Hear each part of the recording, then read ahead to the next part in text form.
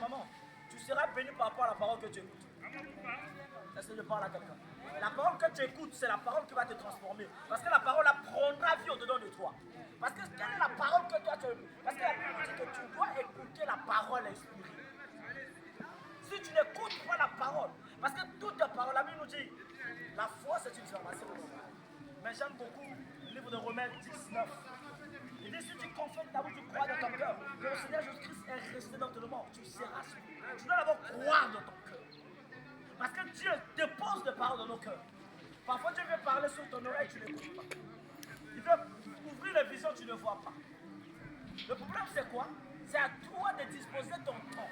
Or celui qui est inspiré, à chaque fois, la parole de Dieu sera déposée en lui. Est-ce que je parle à quelqu'un? Quand tu es inspiré, tu n'as même pas besoin. Regardez, moi j'ai l'habitude de dire avec les enfants de Dieu, ne viens pas à l'église pour les consultations, mais viens pour chercher Dieu. Moi, quand tu viens chez moi, tu dis les consultations, je te chasse. Parce que moi, je reçois ça que je dis. Mon Dieu parle, mon Dieu oriente. J'ai des visions, je vois, j'entends Dieu. Mais le problème, ce n'est pas d'abord de parler. Parce que les consultateurs, leur vie ne change pas. Mais ceux qui rencontrent Dieu, leur vie change. Parce que jamais personne n'a rencontré Dieu et resté la même personne. Mais aujourd'hui, nous tous, on veut être parlés. Est-ce que je parle à quelqu'un? Moi, j'ai l'habitude de dire que Dieu m'a fait grâce de là où je suis. Quand je remplis, je vois des gens pleins dans l'église, je dis waouh, qu'est-ce que j'ai fait? Je demande parfois à Dieu, qu'est-ce que je t'ai fait pour que tu m'amènes des gens comme ça? Et Dieu dit, quand je suis avec toi, tu n'échoueras jamais. Est-ce que je parle à quelqu'un? Le problème avec Dieu, c'est d'être inspiré, de l'écouter. Qu'est-ce que Dieu attend de toi? Qu'est-ce que Dieu fait de toi? Ta vie, le jour que ça va dépendre de Dieu, c'est le jour que tu vas commencer à réussir. Quand ta vie dépend de toi-même, tu ne peux pas réussir. C'est pour ça que vous voyez que beaucoup prient. Leur vie n'avance pas, parce que leur vie dépend d'eux-mêmes. Tu pries, mais ta vie dépend de toi. Or, celui qui prie, sa vie ne dépend pas. Sa vie dépend de Dieu. Qu'est-ce que Dieu veut de toi? Ce que Dieu veut, c'est ce que Dieu veut. Mais nombreux d'entre nous, on ne veut pas ce que Dieu veut. Parfois, ce que toi tu veux, ce n'est pas ce que Dieu veut. Parfois, toi tu veux peut-être aller dans une grande église. Je me souviens, nous tous on voulait être dans les églises là où elle est climatisée, tout bien construit. Est-ce que je parle à quelqu'un? Nombreux d'entre nous, on veut ça. Un jour, quand Dieu m'avait dit de commencer l'église là où je suis, Roland, tu dois commencer. Ici, là, qui va venir? Je parlais comme ça, ici, là, qui va venir?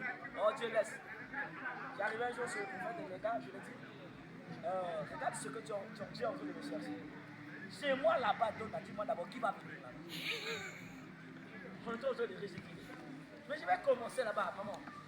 Le jour que je commence avec 4 G. Dis-moi, amène à bien. Je commence avec 4 G. Comme ça, je commence. 4 G quand je commence. Je commence une famille, la vie commence à venir. Et cette famille, je me souviens, mes enfants m'avaient prophétisé. Un jour, le dimanche, c'était jusqu'à 11h, nous on guettait les fidèles. Ah bah comme nous à bizarre. Donc l'heure par laquelle ils arrivent, c'est l'heure par laquelle nous commençons la prière. Si eux n'arrivent pas aussi, la prière aussi ne commence pas. On était en train de la guetter. Un jour, il y a l'un de mes enfants interprète, s'il était là, vous devez le voir parce qu'il est parti faire des examens.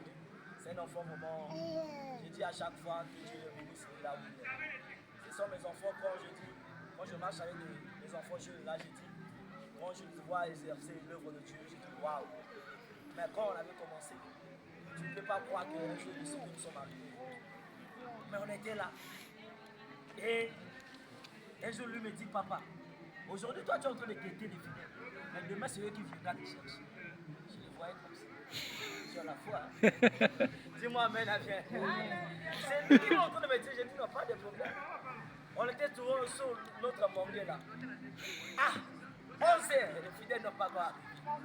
Est-ce que je parle à quelqu'un? Aujourd'hui, est-ce que c'est moi qui les suis? Ce sont eux qui arrivent à temps. 8h, l'église est déjà remplie. Je n'ai même pas besoin de parler, mais c'est eux qui sont déjà dans l'église. Est-ce que je parle à quelqu'un? Est-ce que je parle à quelqu'un? Dis-moi, amen à bien. C'est comme un homme de Dieu aujourd'hui. J'ai un pasteur qui prie avec moi là-bas, qui vient souvent.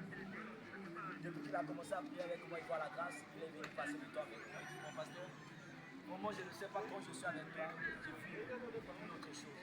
J'ai dit non, c'est pas moi, c'est la volonté de Dieu que tu dois comprendre. Mais ce soir, je vais te dire que celui qui doit exercer la piété, c'est celui qui écoute la parole de Dieu. Quelle est la parole que tu écoutes? Tu dois écouter la parole inspirée. La parole vient vient de Dieu. La parole authentique. Nous, on ne doit pas écouter les paroles, non.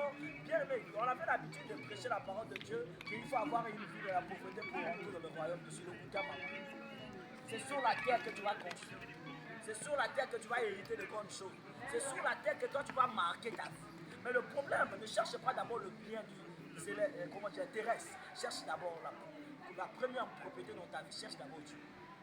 Quand tu as Dieu, tu as tout ce que tu cherches.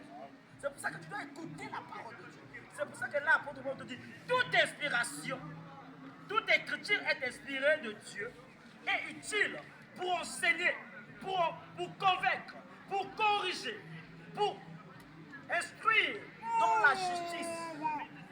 La parole de Dieu doit venir corriger quelqu'un.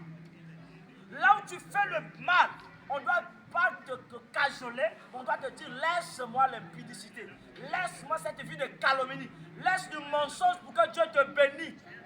Il y a d'autres choses que... maman, c'est pour ça que vous voyez qu'aujourd'hui, on a maintenant des références, des paroles qu'on n'arrive pas à prêcher aux enfants de Dieu. Parce que tu sais que si je touche le point là, ça commence par toi-même le prédicateur. Est-ce que je parle à quelqu'un? Il y a des choses que tu dois abandonner pour que Dieu te bénisse. La parole de Dieu doit convaincre ton cœur. La parole de Dieu doit corriger ta vie. Là où ta famille n'a pas pu te changer, mais la parole de Dieu doit te changer. C'est pour ça que nous venons à l'église pour être transformés. Mais beaucoup, on vient à l'église, on vient encore rajouter les mauvaises choses sur nous. À la place d'être transformés, nous sommes encore maudits dans l'église. Que faire de ta vie? Ta vie ne t'appartient pas. Mais commence à écouter la parole de Dieu. Commence à écouter la parole qui convainc, la parole qui corrige, la parole qui te dit cette vie que tu es en train de faire là, ce n'est pas ta vie. La vie de mensonge, ce n'est pas ta vie. La vie de calomnie, ce n'est pas ta vie. La vie de... Maman, beaucoup pensent que l'impudicité, c'est seulement aller